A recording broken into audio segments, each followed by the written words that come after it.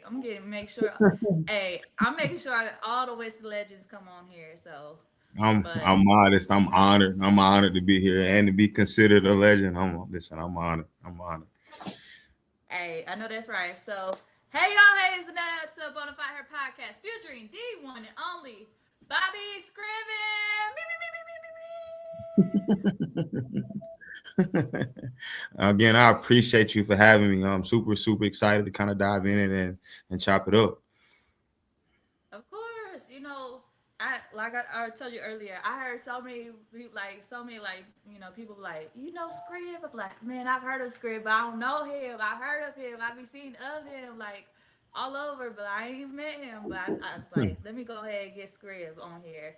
But first of all, shout out to Yeah. you for reposting the video I did, spotlight video I did of Whitney Night. I was like, oh shoot, I was like, I'm here for it. So Yeah, man. Wit is an absolute killer, man. We grew up together.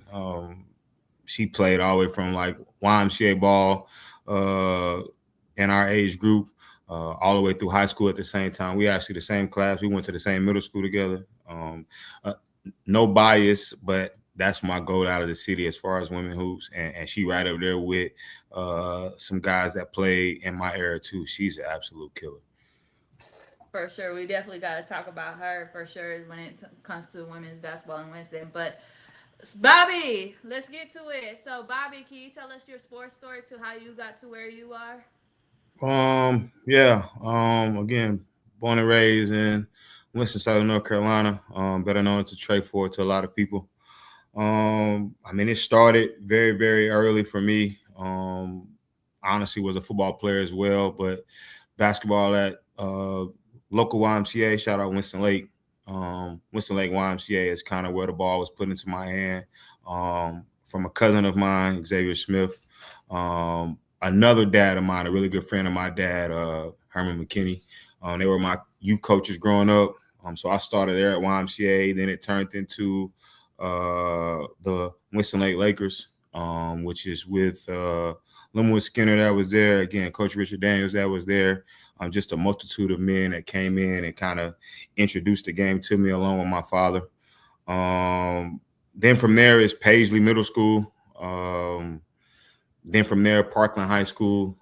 Did a okay job there and was able to slide to college. I played in college at a Rockingham Community College for 2 years. And then I finished up at Johnson & Wales University in Charlotte.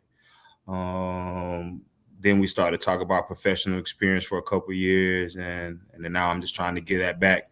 Recently named the head men's coach at Porter Ridge High School out in Indian Trail, North Carolina. Man, like you you mentioned you got Richard Daniels, who's another legend from Winston, part of the big like team with JCSU. If people know, they know.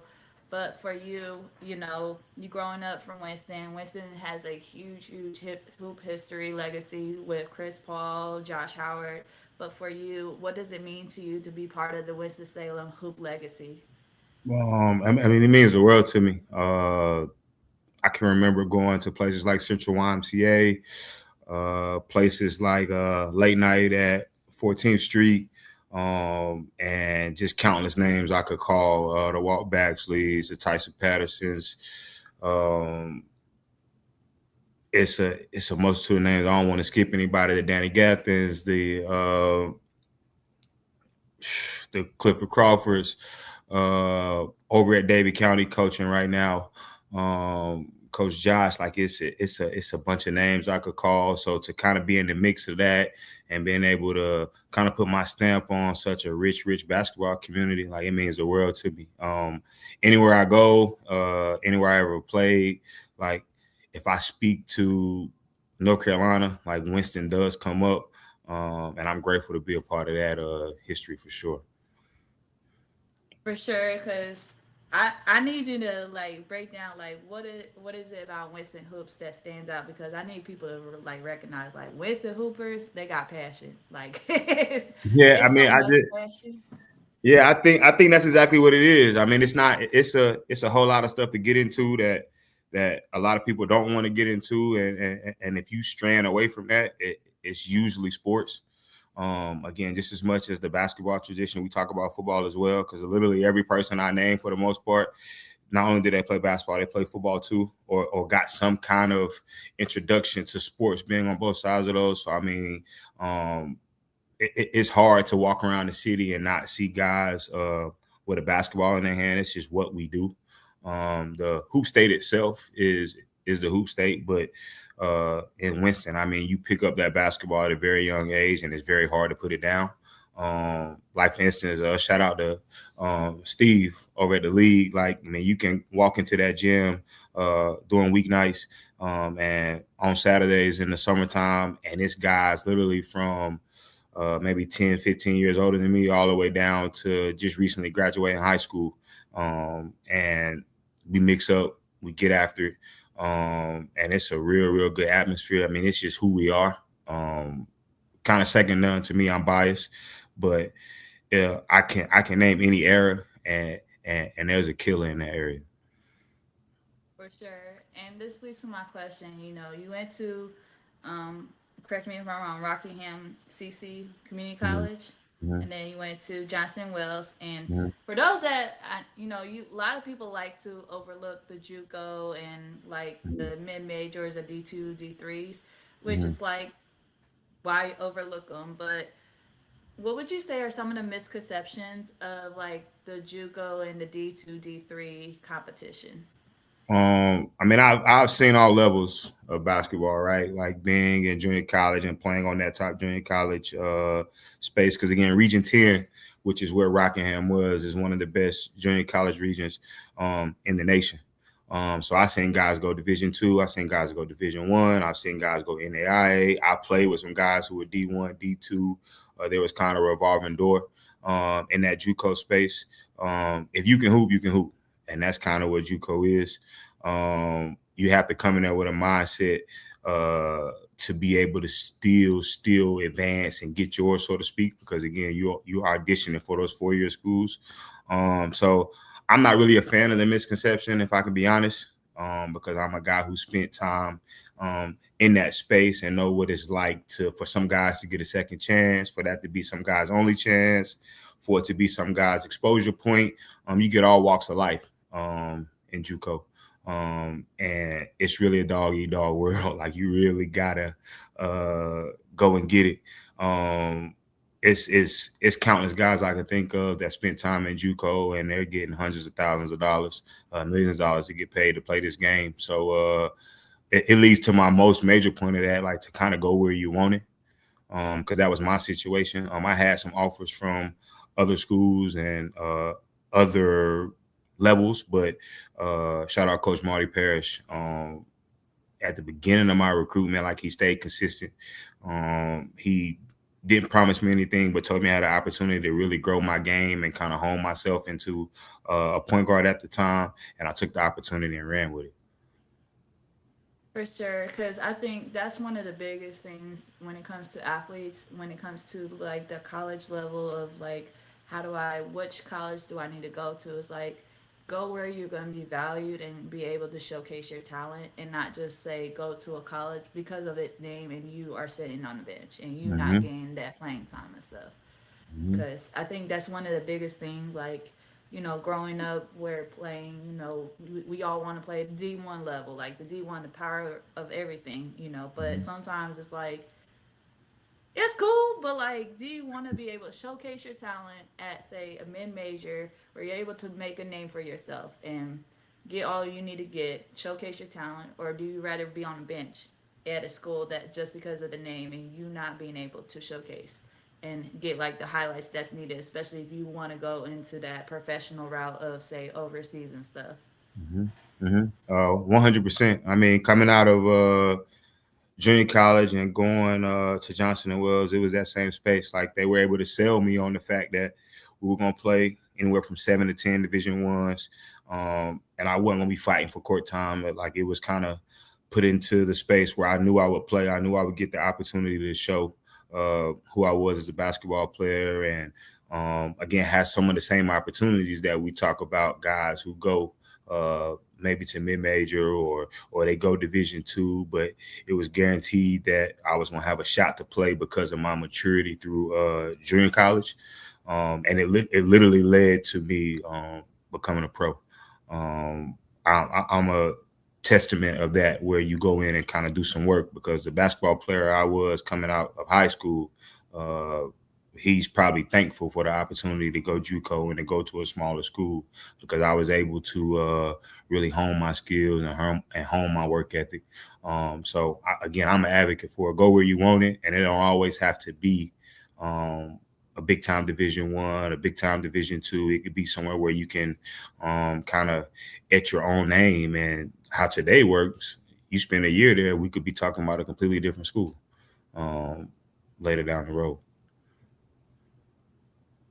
It's into the end. It's crazy because nowadays, like especially in the transfer portal area, like when you went to JUCO, that was your 2 years that was gone, and then when you transferred, you only had 2 years eligibility. Mhm. Nowadays, JUCO, you still got your eligibility. Like you go 2 years, 1 year, and then you transfer. Now you still have like 4 or 5 years eligibility of college nowadays. It's like the college, like the college aspect has changed since like we went to college and Mhm. stuff. Mhm. So this leads to my question. You play professionally overseas for so many years, and a lot of people like to overlook the overseas. But I love overseas competition. I Mhm. think overseas competition is like, I'm here for it. But what would you say are some of the misconceptions of the overseas competition? I mean, so my stint was kind of brief. I did some time in Mexico, but again, it's that same space where you got to go prove yourself. I kind of went into a situation where it was an unknown team. I helped the team move to a bigger division over in Mexico, and it was a situation where, again, nobody knew who I was. A friend of a friend made a phone call, and I literally was placed in a situation to go and kind of blaze their own path of not only that city, that team, and again, everybody can't play in the NBA. Like again, we talk about someone at my time being a 6 foot point guard, 6'1" point guard. There were thousands of me. Uh, so the opportunity to play it professionally and to see it professionally at any level is a blessing. But you kind of go where your game fits, the opportunity allows you to have. Again, I would attest to anyone, if you want to do it, there's a lot of avenues to get there. Because even on the back end of my career, I spent some time in the TBL, which is kind of right up under the G League, playing domestically. But again, it was professional and gave me an opportunity to be able to play the game I love for an extended period of time. Again, kids are gonna dream. You want to make it to the NBA, and that is one of those things that everyone should shoot for. But again, overseas, and then there's even some semi-pro leagues. Shout out to the East Coast Basketball League that gives people an opportunity to be able to continue to play. For sure. And we I need to know, like, who is, would you say is like your Mount Rushmore of, say, whether it's Winston-Salem Hoopers or North Carolina Hoopers overall? Who would you say is your in your Mount Rushmore? You kind of put me on the spot. Uh, I mean, I'll do the city because again, I live in Charlotte. I've done a lot and played a lot of basketball in Charlotte, but I can't really go back to some history of that because I wasn't here. So definitely in my city, obviously, uh, two of the names that come right off the bat are Chris Paul and Josh Howard. If you follow uh, Winston Salem basketball, like those are the guys that you have to pay homage to first because they made it the furthest, and they were very dominant while they were here too. Very, very, very, very, very good basketball players, and kind of mentors to the city as a whole. Um, and again, Chris and Josh are two of my top, if not the two top guys. Then it starts to get a little cloudy um, for me. But if you kind of go into that that third person for me, um, really watching him as a young guy. He's actually the head coach at Winston Salem Prep now. Reggie Johnson. I was a freshman. He was a senior. Played at University of Miami. Um, I seen him do some things on the basketball court that, again, no big that I can believe can attest to that in the city. He was really good, really dominant. Um, and then fourth, if I had to give a fourth, um, I would kind of go on the um, maybe the younger side of it. This is a name that everybody knows, and I give him uh, respect not only for his career but some of the things he did uh, nationally too. Harry Giles III, um, an absolute like unicorn in that thing. Like he's a 6'11", 6'10" guy who could handle the basketball, shoots the three well. He got downhill. He finished above the rim. He was a National Player of the Year. Um, he was absolutely one of the better guys that's ever came out of our city too. But man, again, it's countless names I can name. It's countless names I can name. But those four, like when I started to talk about my city, those four really jump off the page for me. And some again, three of those I got to watch when I was young, and actually play with one of them. And then Harry came after me, but what Harry did on the national scene, um, he made sure people knew what Winston Salem was. For sure. Like I this is the first time I had somebody put those four. I mean, you have the two, like it's automatic those two, but Mm-hmm. like the three, it's always like the three and four spot is like the interchangeable. But Mm-hmm. like it's the first time I heard somebody mention Reggie Johnson. And I remember Yeah. like Reggie was part of what people forget. Reggie was part of that Miami team that was the ACC Mm-hmm. champions when Mm-hmm. they was like killing the Yeah. scene for I Miami. can tell. It's And I got a funny story about Reg, man. Like Reg, so I was a freshman on that team. And I remember us like going to the state title game. And I was a guy who moved up. I was one of the better players on the JV team at the time. I remember us getting to the state championship game, and like I remember looking on the floor like there's no way we lose. There's no way we lose. And I watched him get like I think it was 32 and like 26. Don't quote me on the stat line, but I know I'm real close because it was like the most dominant thing I had ever seen in a basketball game. And he was skilled. He had good feet, good hands. Like it's not a lot of. And again, there's some older bigs we can talk about that I didn't see, but opposed to like when I got to high school in like '07, '08, getting out in 11, I can't name a better big. And I know some people might be mad at me or might want to argue it, but I'm a shoe in on that. Like he was a problem. like I mean, I it's crazy because I saw like highlights of like, dang, this man could be a football player the way how Mhm. big he is. Mhm. I'm like, he's playing like they say grown. He playing like a grown man, but he's like nobody could stop him. Like Mhm. it was like, how is this happening? Like, Yeah. and it was crazy because him and Julian Gamble together on that Miami Mhm. team was Crazy. crazy. Yeah. Shout out Big Jew too. Big Jew he's still doing it. Big Jew got game too. He got game too. For And shout out to Harry for real. I think Harry definitely one of the ones for sure. Like him putting Winston on the map, especially with the younger generation, like that Mhm. generation of him. Like you have those generations like this, and then boom, and then like Yeah. he putting Winston on the map, like and just continue to. I think this is like man. I'm telling y'all, Winston Hoopers, they play with passion. Yeah. And he So, was but this he leads to was my good for a long time too. He was all the way through. Like I didn't like I watched him dominate high school from seventh grade all the way till it was time to go to Duke. Like he was dominant. Unless he was out with his ACL, he was dominant. Like it was no question that he was again the best player in the country. So obviously got to give him love from being one of the best players from the city for sure. Man, for sure. Shout out to Harry for real. Hmm. This leads to my question. at least, first, like I said, again, big shout out to you for sharing that like spotlight video I did of probably one of the greatest hoopers, female hoopers to come out of Winston, probably in North Carolina hoops, Whitney Knight. So this leads to my question: what inspires you to advocate for women's basketball? Um, very, very, very, very quickly to that. Like I have a daughter too, so like as much as I love the game, like I don't even introduce it to her yet.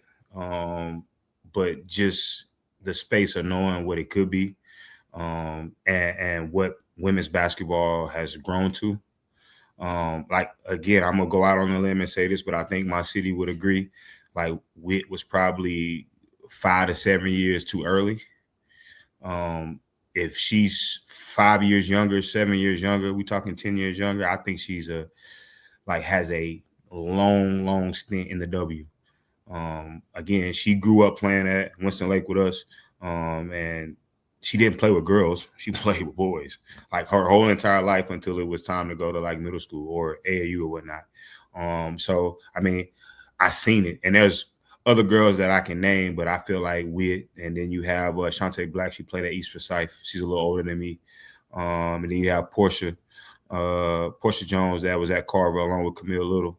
And then also Sydney Surratt, who was at Parkland. Like there's some names I can call, but like I watched them growing up. I watched them like be really, really, really dominant basketball players, not just women's basketball players. They were dominant basketball players. So I have a love for the game, no matter the sex that we're talking about, right? Basketball is good basketball. So seeing you post Wit, it's like, man, she deserves her flowers because again, I can't remember her not being dominant either. I got a funny story about her too. I was at Winston Prep as a sophomore, and we go to play Bishop McGinnis in the state playoffs, and she's playing. The girls are playing before us, and they're pressing the entire game. The team can't even get the ball past half court because she's at the top of the press. Steal after steal, which leads to layups. Like again, I watched her do some things. And a name that I can call out that you probably know too, like Sierra Burdick, that's from Charlotte.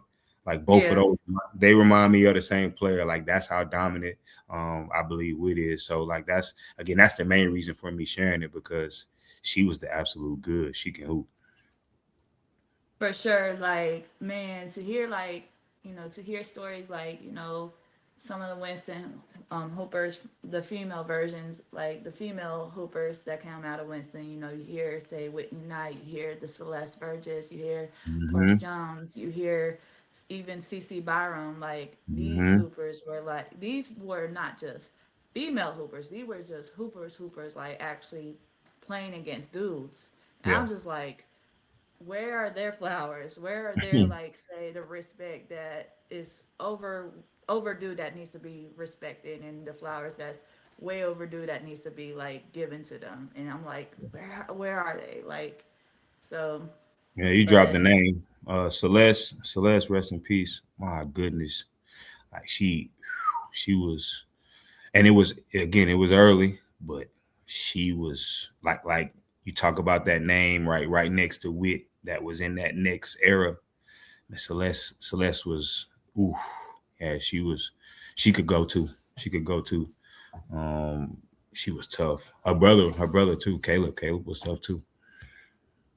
yeah, it's so interesting because I always wanted to hear, like, and I had Caleb on here, and like him sharing his stories about Celeste, like, and I'm Mm-hmm. thinking to myself, like, Celeste and Whitney were both, like, say, the epitome of Winston Salem female hoopers. Like, Mm-hmm. if you Mm-hmm. looking for like the epitome of female hoopers coming out of Winston Salem that love the game, that actually can hoop, those were like, it was Celeste and Whitney, like the whole, like, shebang, as they say, Yeah. but the whole like rivalry. So Yeah, nah, for sure. Both of them, and then man, I'm a name dropper too because I just love to talk about my city and talk about the ones who could really do. Another name that comes up to me too, Sierra York. She played at Winston Prep. There's another girl, Raquel. She played at Winston Prep. You had Santana who played at Winston Prep. Like, and it was like basketball around here. Like I mean, obviously we know it is the hoop state, but and basketball in the tray. It was was really really good around my era, around my time. You could walk in at a 6 o'clock game and think you might leave at 7:30 or you might gonna leave early, but like you got a show from about 6 to 9:30 at night on a weeknight basis in Forsyth County for sure. So during your time playing in Winston, was there the Frank Spencer tournament? Mm-hmm. Mm-hmm. Yeah, it was. Okay, I need you to explain this, the Frank Spencer tournament and the significance of it, for especially for those that don't know. I'm still learning about it, but I would love Mhm. to learn more about from your time and your perspective. What's the significance and the importance of the Frank Spencer tournament?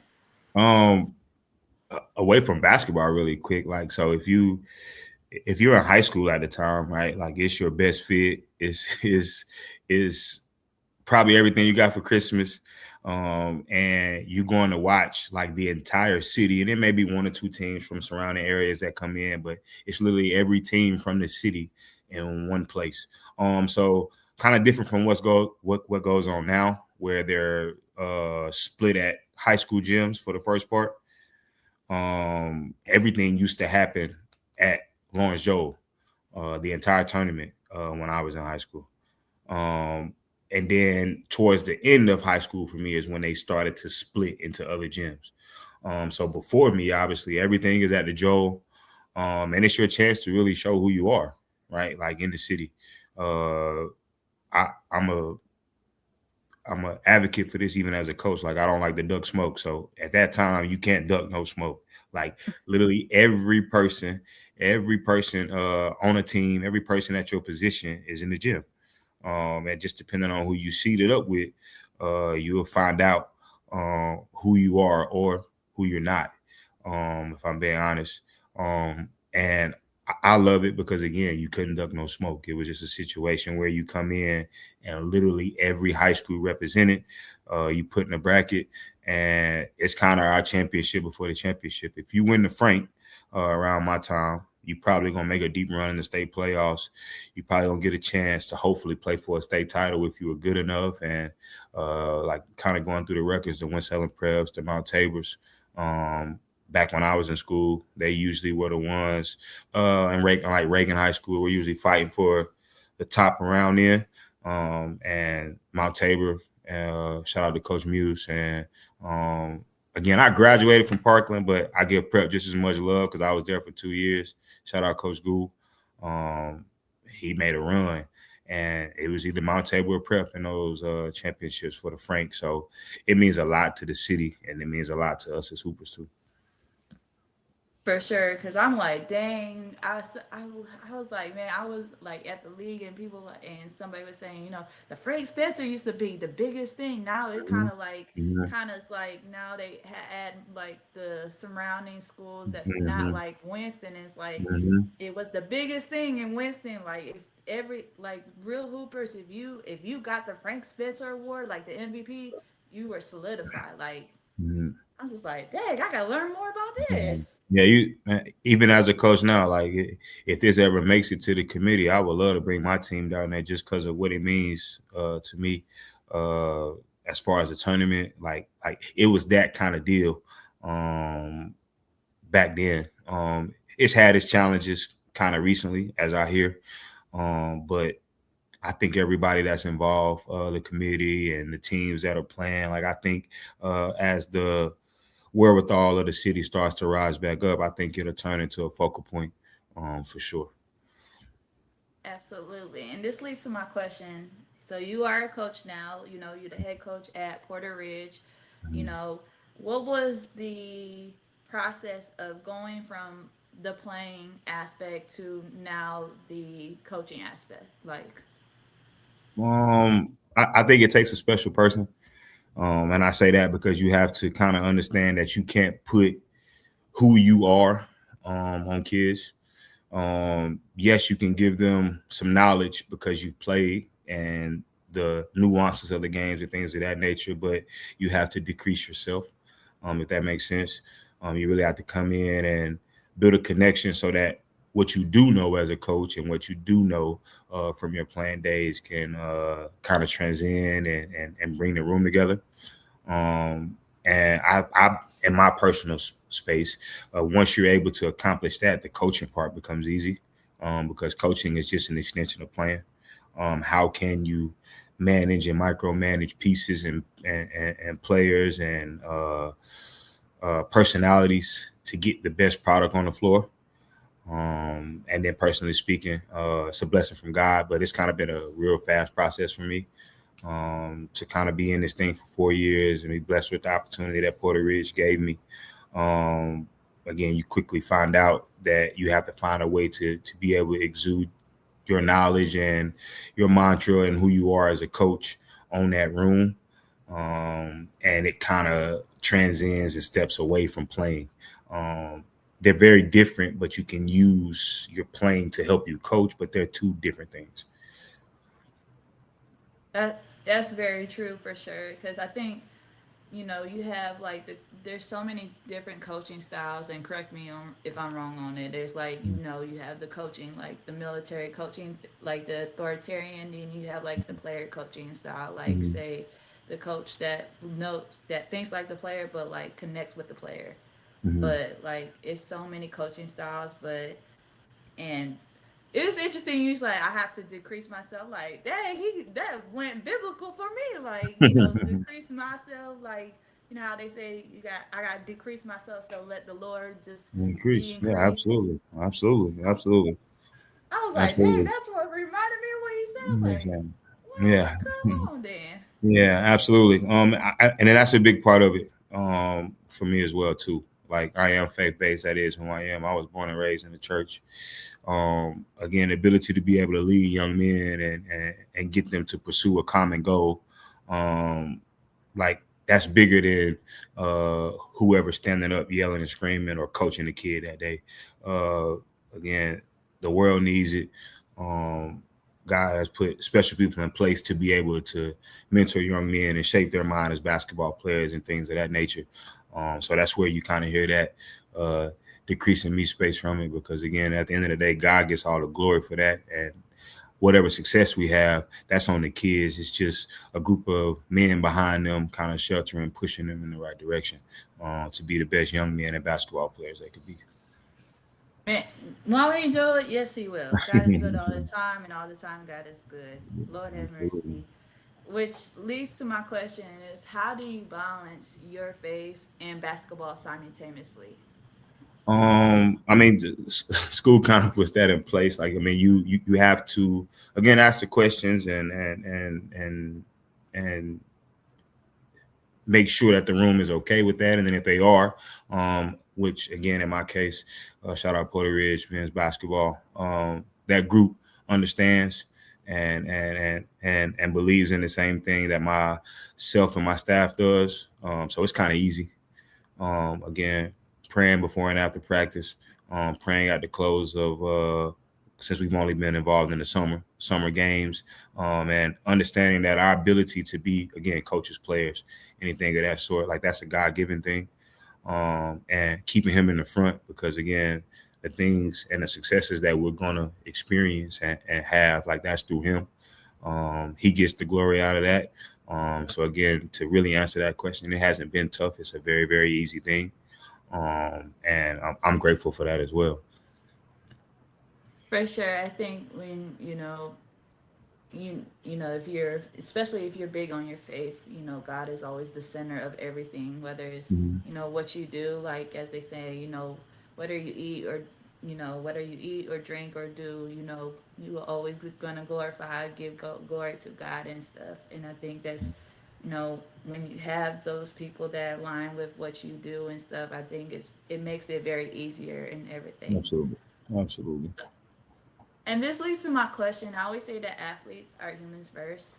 And Mhm. for you, as a black man, a coach, and an athlete, how important is mental health to you? I mean, super.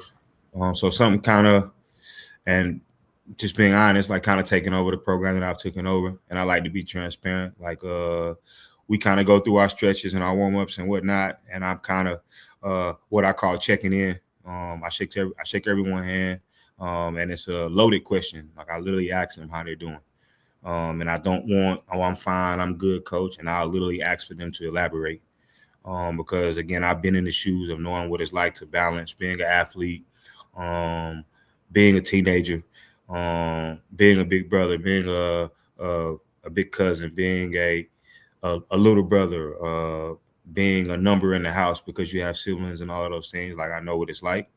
So I try to come in and first connect on that aspect before we start to even talk about basketball. Because again, that little conversation may change someone's day. It may change someone's life. It may keep a connection that they might not have or they might be seeking, and you may have started it just because you're their basketball coach. And I tell all my boys the same thing. Like, yeah, I'm the coach, and I have things in place, and we have things in place as a staff, and we coach them. But I want you to kind of see us as big brothers too, um, and just being open there. And I think that leads to them being the best basketball player and the best young man that they can be. So again, it's super important because again, you're only playing basketball for 2 hours a day anyway. Um, so how are you helping them navigate and balance and move through those other things that take up so much time so that they can be the best basketball player they want to be. They can be the best young man they want to be when they're in those time constraints of basketball. Absolutely, and I think the topic of mental health gets so swept under the rug in the aspect of sports, especially athletes. You see or hear so many people saying they off it. I'm just for the protection of like they off themselves, or they just they just it's like what's going on. So I think you make a great point, like saying don't tell me, just say I'm fine, I'm good, because it's like ask them twice at this point, like how are you, like no, for real, how are you? And then Mm-hmm. it's like, because anybody can just say I'm fine, I'm good, but it's like, are you really sure you fine, I'm good? Because your actions and your facial expressions can really give it away and everything. Exactly. And I mean, and I'm speaking for me personally. Like the coach I am, we talked about like coaching styles. Like I do a great job, I believe, of relating and having that relationship with my players. But I'm also very, very stern. Like again, God rest his soul. Shout out to Coach Roscoe Turner, Coach Gould. Like I was coached by coaches who were absolutely tough, and it's just what it was. And you couldn't shy away from that. So I think you have to, as a coach, find a way to be able to digress from that too, and you have to connect. And again, both of those coaches I just named, and also Coach Carlos Mumford, like those were guys that I can remember like having genuine relationships with when I was in high school playing this game. And as tough as they were, I knew I could come to them and have a conversation and talk about anything under the sun, which made me want to A, run through a wall for them, but B, understand in the moment when they're coaching me as tough as they did, that it's for something bigger than myself. It's not about me. It's about the betterment of the team, betterment of the guys with me, and then lastly, me as a basketball player, especially being a point guard, because I had so much responsibility on me. For sure. And this leads to my question. You are a family and a father, a family man, and so it takes a lot to balance, the parenthood and the work aspect of basketball. But for you, how do you make it work where you balance, fatherhood and basketball simultaneously? Um, that's a good question. I mean, I'm so young in this game. I feel like uh, I'm okay at it. Like that's just me being transparent. I'm okay at it. It's something I'm still learning because I'm just like absolutely in love with this profession. It's something I love to do. Shout out my wife and my daughter. They get drugged to a bunch of gyms with me, whether it's AAU, whether it's high school basketball, and then even if I choose to pick up and play myself every now and then, like uh, they end up in the gym. So it's just about having conversations and staying connected in that space at times, and really honing in on who they are and what they need from me. And again, I told you I'm a name dropper, so I got to shout out Coach Richard Daniels Jr. over at Walkertown. He does a great job of checking in with me. That's my brother. He checks in with me and make sure I hone in on that because he know like the journey that I'm taking, kind of sliding the seat over as a head coach. So again, just really focusing and being intentional on spending time with them. And when I do have that time, whether it's at a gym or whether it's at a dinner table or kind of like right now in the summer where it's kind of slowed down a little bit, like really prioritizing them. Because again, like they got to go on this ride with me. And I want them on the ride with me. So really prioritizing that. And again, it's something that I've had some success with, and I'm grateful for it. But I'm always looking to get better at For sure. Shout out to the wife for real and the family. it. Shout outs because I always thinking like, man, like so many people. I always hear like so many people want to date athletes and married to them. Like, are you sure y'all ready for this? Cause like y'all gotta. It's like y'all got to know the schedule and everything, and that all this like it's a whole journey. So it's Nah, like yeah, it's a grind, right? It's a grind. Like it's funny. My situation is, uh, I was still playing 10 years ago, and my wife was asking for me to coach. I'm like, I mean, I do a lot now. Are you sure? And then like now getting into it, her really understanding what it looks like, and she's like 1,000% supportive. She's hollering and screaming on the sideline at refs at games and whatnot.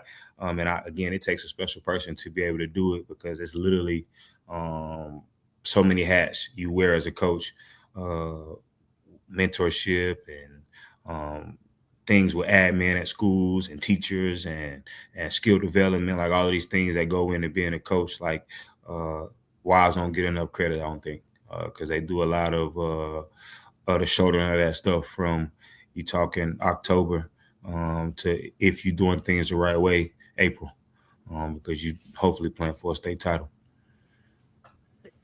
man, shout out to the wife. Shout out to her for real. Like I that's the first time I heard somebody said the wife be screaming from the stands. Like you think I'm bad? The wife is screaming from the stands about the refs and stuff. Like, hey, that's when you know you got the right one. that's Nah, for sure, for sure. That's what it is. It's teamwork all through it. It's teamwork all through it. so. My question for you is, with your, as a coach, you see like so many different things, especially during high school basketball. It was so different, as a player. Like, what would you say in the aspect of high school basketball? Mhm. What are some of the things that a lot of people don't get to see or understand during the season and off season? I mean, just and this is gonna sound kind of cliche, but I mean, it is what it is. Like really honing in on the ability to develop athletes. It's time consuming, right? Like parents, for one, like their kids get out of school and if they're an athlete, understanding what it looks like to really go to work in those summer months, especially just from a basketball standpoint. The conditioning and weightlifting and skill development, and then you talking about playing like now, which is a little different than when I was in school. You have kind of a whole season in June if your coaches elect to it, where you can play these summer games not only for exposure, but it's for the program to become a better program as well. Um, so that's a huge like takeaway and point to understand like basketball. Even though you need a break and you have to be able to put your energy in other things, like to be really good at this game. It's a space where you have to hone in on it year round now. Whether that's AAU, whether that's June ball, whether you're in season at high school, really understanding the work that goes into it, the prep for your body, the prep for your game. Again, keeping your mind fresh, um, limiting distractions away from those things. Because if you want to play this game at a high level now, with the way social media is, the way the access is, all of those things, you have to really be hitting all of those cylinders all of the time, and being ready to go because a there's another kid 2 miles down the road that's attacking it, uh, and the way that they see fit. So you got to always maximize your opportunity and maximize your chances. For sure. I think it's just so from like it's just so different from nowadays from what the outside looking is like the system like how it is so different from Mm-hmm. nowadays. Like you see the different process of how like say we growing up in high school ball, like how different it was versus like say as an adult, and it's like this is a whole this is like this is what I did not expect it, Hmm. but we're gonna make sure it works. So Yeah. It and again, it takes a village. It takes the right staff. It takes the right exposure. It takes the right work ethic. Again, speaking of taking over a program, uh, happened in March, and as much as June and July allowed us to be there, we were there because you're shaping the minds and shaping the bodies of athletes to the way that the program is gearing to, and it takes real work. And again, like that's just something that if you want to be good, if you want to compete, like that has to happen, and that's a completely different mindset, a completely different um, starting point opposed to when I was in school. You really focused on AAU in the summer, which you still do, but again, your high school season in June can prepare you to a different height if you're doing things the right way. absolutely. What would you say is one of the biggest goals for the upcoming season so far for you and your staff as well as the your kids? Just changing culture, right, and that kind of sums up everything. Like the culture that was placed, in place before the change was not something that I agree with. It's not who I am. It's not who the staff is. It's not who we want our kids to be. So just changing the culture and letting them understand that literally from the ground up, the way we act, the way we walk, the way we talk, the way we think, the way we execute, all of these things have to happen at a high level. And if we take care of those brick by brick, step by step, it'll lead to change in the program. It'll lead to um, wins and losses looking the way that we as a program feel that they should look. We as a program feel like the standard should be and will would be, and then that standard that's kind of been set that I've been blessed to have follow my name, so to speak. I hate talking like that, but again, it is what it is. So just really, really honing in on that culture and that standard and pushing these young men again, not to only be good basketball players, but to be good young men, be good people, um, and grow holistically. Absolutely. Like I haven't heard that word holistically in a long time. Come on now, holistically. I like that word. It's like holistically. Like Mhm. that's when you know, like real ones know what it means. So, but this leads to my question: if there was a word or phrase to describe your journey so far, what would it be? Um, I mean, again, attached to my faith, just a blessing. Um, if you would have told me that I would be able to travel the country a little bit, see a couple different countries playing this game. I come from a family of football players, so like really just being able uh, for my game to kind of speak for itself and to be able to go into a situation and play it for a long time and then come back and be able to mentor young men and teach them a little bit of the stuff I know or that I think I know, but to also be able to mentor, again, shape and grow and cultivate the minds of young men. It's a blessing to be able to do so, and I hope that God continues to bless me to be able to do it for a long time because I feel like it's my calling. So if I had to describe it with one word, it would probably be blessing. Ooh, come on. Let me get my little shakers because it's so true. Man, I was like, I usually have my big tambourine, but these are my little mini tambourines. They gonna be, especially when they I hear something so deep and it's so true. Yeah, they come out. So, but outside of your sport, what do you want to be remembered for your legacy? um, again, just someone who who cares. Um, again, the sport is just a vehicle. But if you come in contact with me, if you come in contact uh, well, by any means, whether it's directly, indirectly, someone mentions my name, just the fact that I care, just the fact that I'll exhaust our options for whatever success looks like for someone that's impacted by me. That we exhaust those options, because again, that looks different for everyone. But like again, I tell my boys this every day: like impact plays, impact winning. Like, what does your impact look like? And there's so many ways to be impactful. And again, if someone spoke about me or was asking about my legacy, I would always want it to be about impact, because that means I did something positive. That's real.